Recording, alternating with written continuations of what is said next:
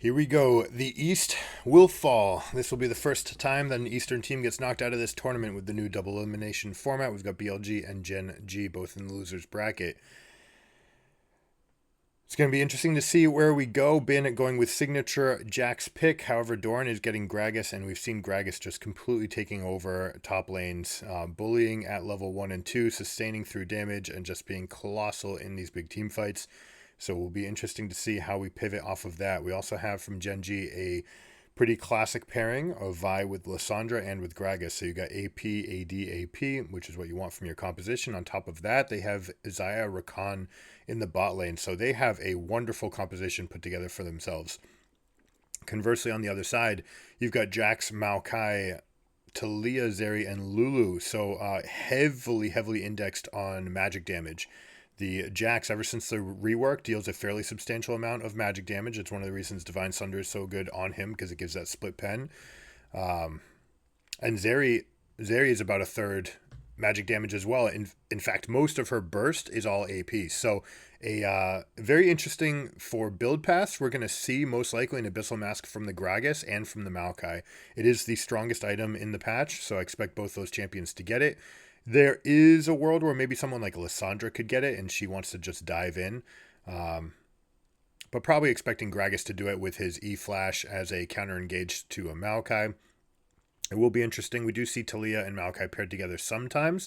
It does make itemization a little bit easier for Chovy in this situation, but the synergy is very nice where you can get like a diagonal angle on the wall, and that allows the Tendrils of Corruption to connect, guaranteed. So you see how Doran plays out. Beautiful spacing right there. The moment Counter-Strike goes up, he belly bops him immediately. Jax cannot continue that trade with something like a W, or sorry, with a Q, because if he does, he'll be in the middle of the minion wave, and Gragas will just be able to unload his damage right there in the middle of minions, and there won't be enough time on Counter-Strike. He is going for it this time, though, because he's got the minion lead, right? You see the difference there. But once he gets that stun, you see how he disengages? These Jax players are not going to greed for extra auto attacks after the stun. It's better to let the stun reset the aggro on the minions and then to step back into the bush.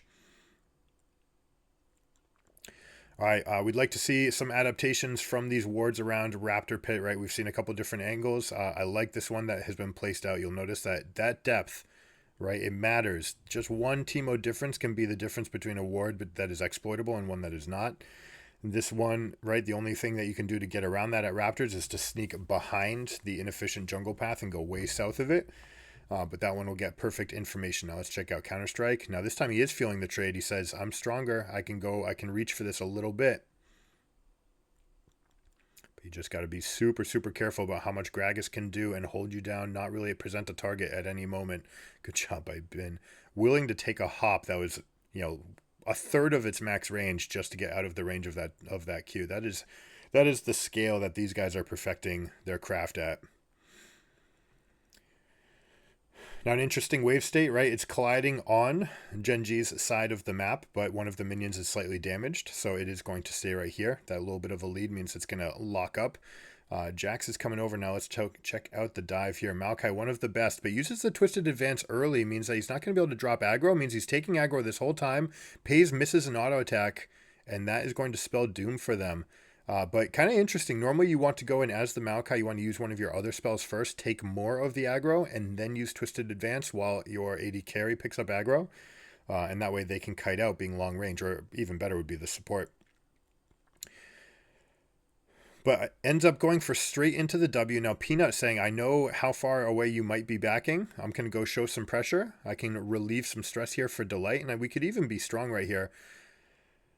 Jungler's usually going to be stronger on the same amount of levels as Marksman, but not going to take any kind of 2v2 fight. But usually you're looking to get that low level advantage. So check this out, right? Right here, never gets any hit off. But the team does wait. They wait for him to get some damage, but it means that they're super late in getting the damage on Pays. Elk trying to do a Q-Flash, which doesn't work. Q-Flash, when you Q-Flash on Zeri, the bullets start coming out, and yes, you reposition for the rest of them. And it could be that they just realized that, hey, I can't take another turret shot. I need to just try to get this Q and then flash. Better would have been to flash and Q. Get a little bit more damage in. No reason to try to do Q-Flash because it will move the bullets.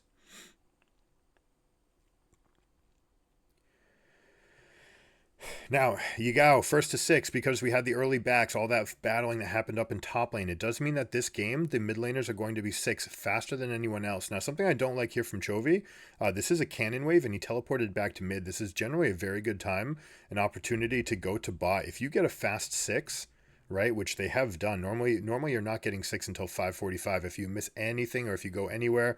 But these guys getting every single little bit, hit level 6, they back off, they come back in. By teleporting in, you're kind of missing a window where you could make something happen. Now, they may just be deciding that, hey, Xayah Rakan, we don't want to have to reach into Zeri Lulu. Very hard to gank that lane. But look at top lane. Look at Jax Gragas. Jax has been down the throat of this guy, almost like he's chugging him down, right?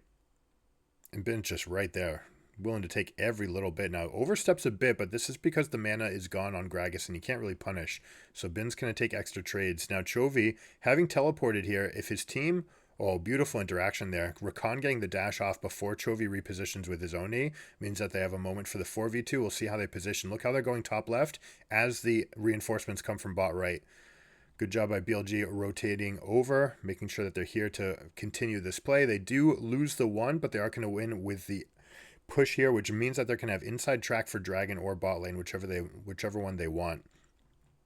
Now Lulu has to be a little bit careful here. Yep. Opts to step back. Nothing really that you can actually take, right? The Maokai is coming back on the map and has bot and is full health. So Maokai, despite being the one who has died, is actually in the best position for this fight.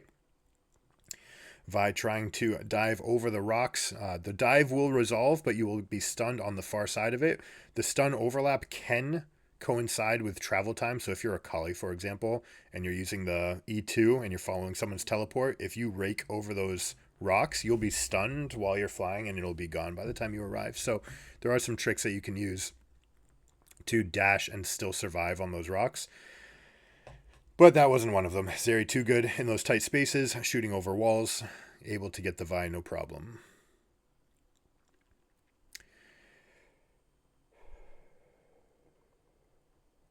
Now, that's worth noting right now. Elk, who has been a superstar on BLG, and probably the reason that they made it through playoffs as they did, been even taking a slight shift to his role, right? Being willing to play champions like Gragas and Sion, because Elk has been just performing like crazy, right? And he's not someone that's that you expected. He was on WE for, 4 years, unable to get anything done. Most people just thought he was washed. But Elk, on this new change of scene with the dynamics of this team, has been able to make it work. And you see that 2-0 start, even with a Cole start, early Berserkers Greaves is going to be very, very strong going into this mid-game. Yeah, I'm worried for GenG. It's a big, big head start for Azeri. That said, they do have enough lockdown on their team. Zeri is very mobile, but between Vi Ultimate, Lissandra, who can dash, flash, follow, and R, Gragas, who can explosive cast to bring them back into the team, Rakan and Xayah, super long range engage. This team has the capacity to get on you for sure. So it's going to be very interesting to see how these guys set up the fights. We're going to look at the position of Elk as they go relative, especially to Maokai and to Jax, and see what kind of angles they're willing to go in at. Because if they ever present a target, you can bet that they're going to get dove. Just like this, 1v1, you think you're 1v1, but Vi has all the tools to take you out. And I didn't see whether or not there was a shutdown on that, but I suspect there might have been because of that 10 CS lead and the 2 kills.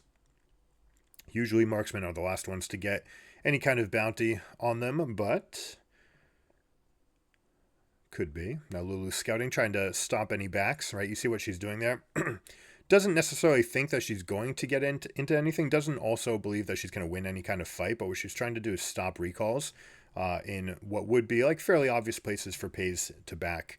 And that little step, the fact that you're willing to hunt a little bit, means that Pays had to go to the third bush, or needs to think about that in the future, like exactly where you're willing to recall, because if they do hunt you down and they stop you and they delay your back by 15 or even 25 seconds, that can have a lasting impact as far as your tempo in the game.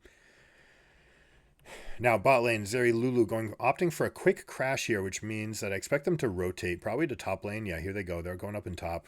Zeri surfing the wall to get up there as quickly as possible. Jax is going to rotate over probably to bot, and I expect to see Maokai help with a push and allowing Talia to start her roam. Her ultimate is up, Maokai's ultimate is up, so they want to work these two together. Unfortunately for them, it's going to be into Gragas, so even though they're making a proactive play, and it is going to be a nice play, they should be able to reap some benefits from it. It is one of the toughest champions in the entire game to dive onto, and for that reason, they may not even try to force it. But even if they do, Jax is way more susceptible in this situation than Gragas is. Even with the ultimate, even with the counter-strike. So let's see how they go for this. Is Zeri going to opt to try to take some damage early? Does take one hit, but Gragas able to pop the wave, showing the strength of this Catalyst of Eons. Now, they put the Rift Herald here. You only ever do this if you're just going to go for the one plate. Zeri's going to go tap this, stop the recall, and get 2 plates for herself. Sharing, of course, is caring. But look at this. Jax was not punished in this situation. They actually opt to not even stay in the spot, and they teleport Gragas in, and they rotate Rakan Xayah away. So I expect I expect BLG to do the opposite. They're going to go to the other side. Check it out. Use teleport down bottom. Jax is going to use teleport up top. They really want this 1v2, 2v1 situation. I'm not sure. I don't think it's correct. I see what they're doing, and what they're doing is effective as long as GenG keeps on trying to answer it. But Gragas is more steady in these 1v2 scenarios than Jax is. So I'm kind of afraid for the Jax right here. I could see Vi or Lissandra rotate up and go for a dive. You see the upfront damage right here. They just go for one little chunk. 30% of Jax's HP. Haven't lost anything. Delight losing his shield and 1/10 of his HP. Actually taking a turret shot. So losing a little bit more. Doesn't care. Had a potion that they had to burn anyways to make room for the control ward. So could have been a calculated play, honestly. Just saying, yeah, I can take a little bit, use my potion, heal back up. I'm going to be okay. Maokai. Now, if Maokai doesn't want to be seen, there's no ward in that tri-bush that will see you on Gromp if you stay to the bottom side of Gromp there. So if you're a jungler and you want to shadow that play, definitely just stay on the bottom side of the camp and you will be out of vision.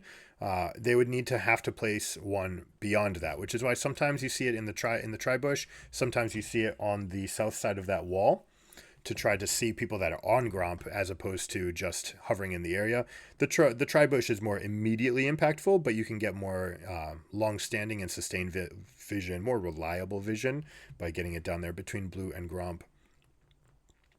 But anyways, the play is off, and they're swapping. They're going to keep this situation? No, here we go. Xayah Rakan finally going mid. 13 minutes in, they're saying that the dragon is what they want. That's why they go mid, okay? You go mid with 2 people so you can push the wave super fast. Xayah having the best wave clear of all the AD carries. Maybe Sivir notwithstanding, but Xayah at this point can just burst down the entire wave. They're going to fight for prio. Now, something that they haven't done that I wish they had, Gragas has the pinch over here, but Lissandra is top, and for that reason, they have to give up the vision in this river bush. All right, they just invested a control ward and a base ward, and they actually get nothing for it. 1 control ward from Lulu, and she walks away with an extra 105 golden experience and wins that vision for herself. And this is all because Lissandra stayed top.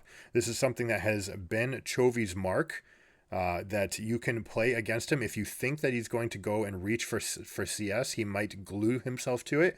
But there he goes. He's teleporting over, and he's going to try to find this flank angle. Beautiful angle from Doran. He's going to get a big bop into the team fight, but it does not isolate both of them. In fact, it only gets one. So Elk is going to be able to jump over the wall and still going to be able to take this fight. A misplay by the Gragas means they just don't have enough damage. And with Xayah kiting backwards, Lissandra trying to peel her way out, they're not going to survive this. And misplayed engage means that BLG gets out intact. Let's take a look at this. See if there were spells that were used in real time that were made to counteract. You can use things like Giant Growth. You can use Twisted Advance on the Maokai. Even Jack sometimes being Bin knowing his limits. Or, maybe testing his limits. Feeling that he could get that. Was that just an execution, or the fact that he didn't have Divine Sunder and normally he would at this point? Either way, giving that one back is colossal. The fact that GenG going back. So check this out, right? This Gragas belly bop on the right side is what I'm looking at. We're going to look at the position on the left. Everyone's good. They're flanking. Yagao is not getting any damage. So check out that. Yeah, that explosive cask does not hit the Zeri. And because it doesn't hit Zeri, she's able to pour it to the backside of the pit, riding the wall, and then flash over, meaning that they get the kill, they consolidate their damage, and Zeri's able to chase the Gragas the whole way. Oh no, there's the explosive cask. Didn't even use it? What spell was that? All right. Okay, so here's the fight. Teleporting in from Lysandra. Gragas has the side. Oh no, this is what it is. Look at the ultimate cooldown on Gragas. He's got like 5 seconds left on it, so he doesn't actually have it to start this fight. That's the difference. If you can blow up that Zeri, then you're good. Now think back to Chovy's decision to push up top. That means this dragon was accelerated very, very slightly, right? The fact that you're present on the map means that they know that they're stronger and they can accelerate the dragon take. And because they do that, Gragas ultimate does not have time to come up, unable to use it. This is actually a bad flash by Ben. Now that I see it in slow motion, right? He flashes straight back into the feathers. You want to go diagonally and step away from that. So just a very big misplay there.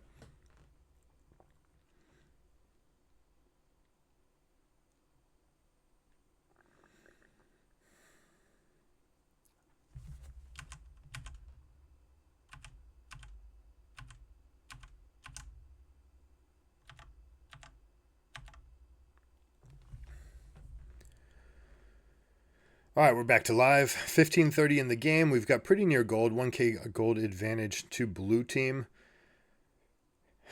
Another demonic embrace from Maokai and no abyssal mask. Seems like I will never get my way. Actually deals a non-zero amount of damage on Jax as well. One of the tankier things that you can get and still deal extra damage. Pretty good for jumping into these fights. Not so good in the 1v1 side lane unless the opponent is always going to be magic, in which it is in this case. So I wouldn't mind Jax even going for this. Now let's see. Doran, normally tanky enough, but not if the entire team explodes onto you. GenG having the trigger pulled on them multiple times, and we see that BLG willing to play at that frenetic pace.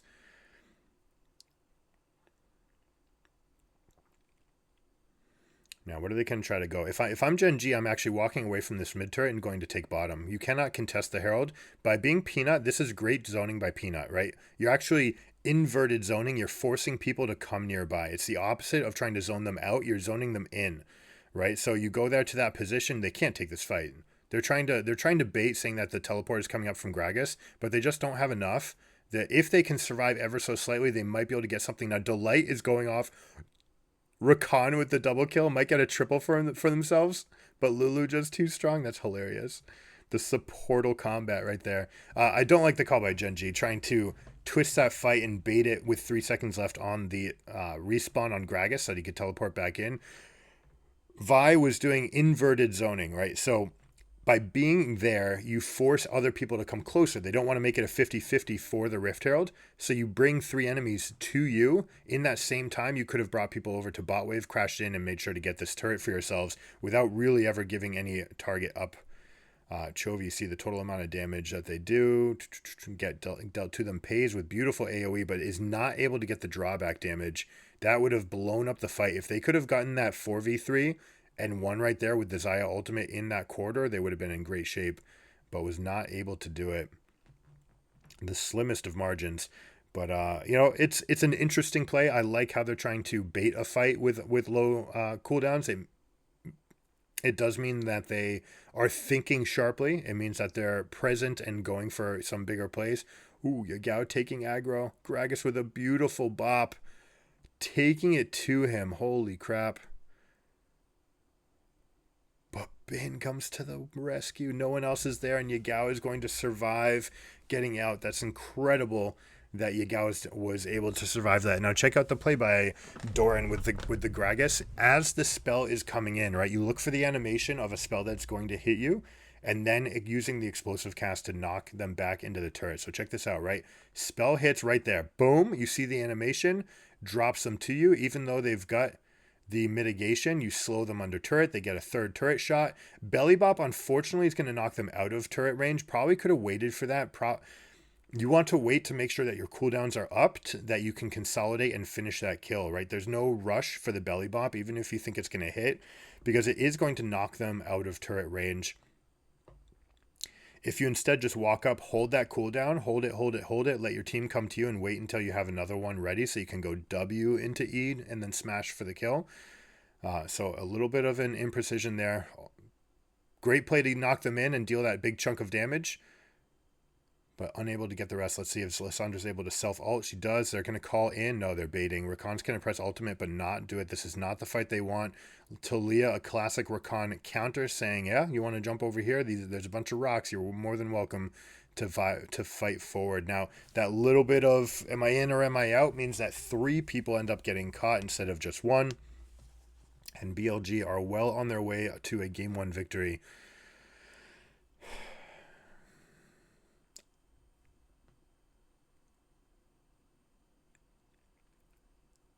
I'm going to go out and say I hate the fact that there's no Abyssal Mask here. Just look at the damage profiles. 8 out of 10 people in this game are dealing magic damage. It's such a good item. It's also like comps like these would be times where you would want and accept Amumu, right? Like Amumu jungle, there's a lot of things that Amumu can't do that Maokai can do, for example. But Amumu would shred in the same way Abyssal Mask can shred all this extra damage, and it gives your team the ability to go for it. So I really would like to see that bought more in these situations. Can't undo it now, especially with Rod of Ages already in inventory from Gragas. That's not going to change. But you see that BLG is playing aggressively with and versus Rod, right? Versus Rod of Ages, there is a window. You've got about 8 minutes while this item isn't a full item, right? So even if they rush it, they buy it first, let's say 12 minutes into the game. Not until 20 is it really going to feel like an item. And usually it's not actually until the second full item that you finish and you're like, okay, Rod is 10 stacks. I've got my full Rod of Ages. Everything is good. You see that they've lost a lot of momentum. Now, that being said, the scaling on Rod is quite nice. And as Gragas hits this ding right now, he's going to gain a full level. Okay. And they are immediately going to jump up in the scaling race. All right, it's going to be very difficult to fight against Jax and Seri, right? No matter how you cut it. But this Rod of Ages is going to tick up. And essentially, it's going to be worth 1,000 gold on its own. Just ticking up, the fact that you get another level, right? It's worth about 1,000 gold to have that extra level.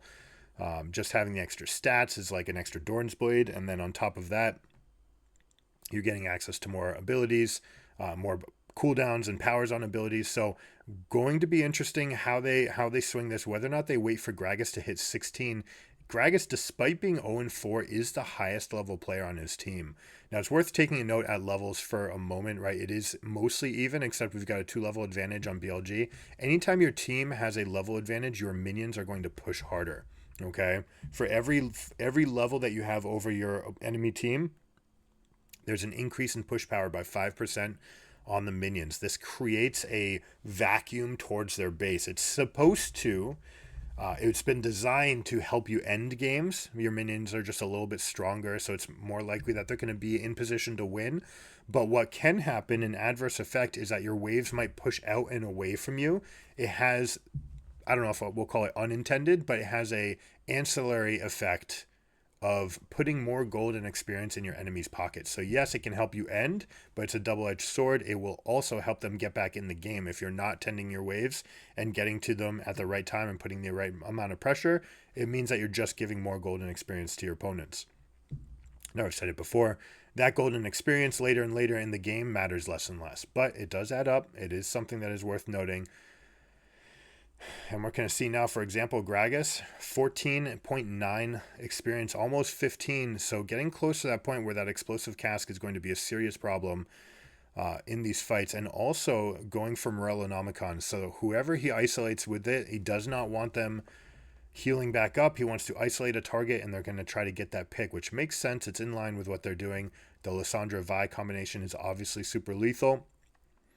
Based on Maokai going this path, right, the Radiant Virtue, following the Demonic Embrace. They are reasonably tanky. It's this kind of hybrid build that makes you tanky enough going into fights. And here we go. We get the angle. The Tendrils of Corruption are going forward, zones the whole team. It means that Chovy will be their prize. But unfortunately, Jax did not get the memo that they were cutting back on Lissandra. So a missed opportunity. Good job by Gen to say, all right, we'll trade. You solo for solo. You were each trying to flank. You each got caught out. But there needs to be an adjustment there, right? Jax needs to realize, hey, the team's going on Lissandra. She's the one that's caught. And this is not the place to be. Very difficult to do in real time. But a chance to improve. Now, control wards being laid down. Zeri, one of the best in the game at clearing those things out. In fact, the best in the game. Short of having an Umbral Glaive for themselves. Zeri can shoot over walls. She can kill wards at longer range than anybody else in the game. She doesn't even need to have vision of control wards. Just shoot them over the wall. One of the things that makes her kit so ridiculous. Just all these other benefits that she gets. Now, Zeri, 3 full items compared to Xayah on 2. Big difference. Are they going to be able to parlay that? Are they going to be able to take this momentum elsewhere on the map? It looks like they're going to use it to force Dragon. Now, is GenG going to answer with Baron? It looks like not. Dragon, they're more than happy to give up, right? And they're going to use this opportunity to get back on the map, and they say, whatever, Dragon's no big deal. It's okay that you guys get it. We'd rather not try to lose into a fight here when we're so close to 16 for Gragas and we're so close to more spikes on our players. Not only that, but being down Zeal versus completed item in the AD carry spot means you're going to be missing out on that sustained damage as well. Now, another thing worth noting, right? Five magic damage dealers on Billy, and we have only 2 Merc Treads being purchased here on GenG. And in fact, like the one who normally gets the most Lucid Boots, Rakan, you could argue Lissandra as well. Well, Gragas, it's tough to say. They all like Lucid Boots. Lucid Boots is so OP. But look at how much lockdown that they have on that team and how few Merc Treads are present. Now, if you were doing Lucid Boots and you were being proactive, okay, then there's an argument for Lucid Boots. You can make more plays. You can get more position on the map. You can use cooldowns more often. But when you're losing like this, it's going to come down to one fight that you fight well, not having back-to-back. The Lucid Boots tends not to help in these situations where you're not snowballing, right? In this position, you'd rather just make sure that you've got everything you can to win one fight for yourself. Doran using teleport to delay the Baron. I like this play. Ends up getting bopped by Taliyah. Perfect timing there. Now, are they going to try to isolate the team fight? No, I don't like this angle by Taliyah at all. But they're saying, hey, we can actually take the Baron while we're skirting them on this side of the fight. So that's what they're going for. Now, is Bin actually going to continue forward? Does have a ward down, but opts not to use it. Taliyah using flash to go forward. Pays has to use the ultimate. Now, look at this. Zeri jumping into the middle of the fight, using the ultimate, followed up by Lulu's to just wipe this entire fight. Beautifully played there. And BLG's going to take this down. They've got the Baron buff. Make no mistake about it. They're going to end this game. This is Rakan and 36-second timers. More than enough to go end the game. You're going to use the Zun to tank the turret right here. No reason not to take it. He actually runs away to drop aggro. Didn't need to do it. Didn't realize how much damage his team was dealing. In that position, you're better off at moving forward and using your Twisted Advance to just skirt to one of the other minions. Now, Zun could go over here and just zone, but realistically you don't want Demonic Embrace even touching the Rakan. Now Rakan doing their damnedest, right? I'm pulling over the minion waves, doing everything that they can to try to intercept the wave. So I like that Delight's playing to every last out possible, but BLG too much, too strong, too many champions with Baron and a lead at the turret. Well played, guys.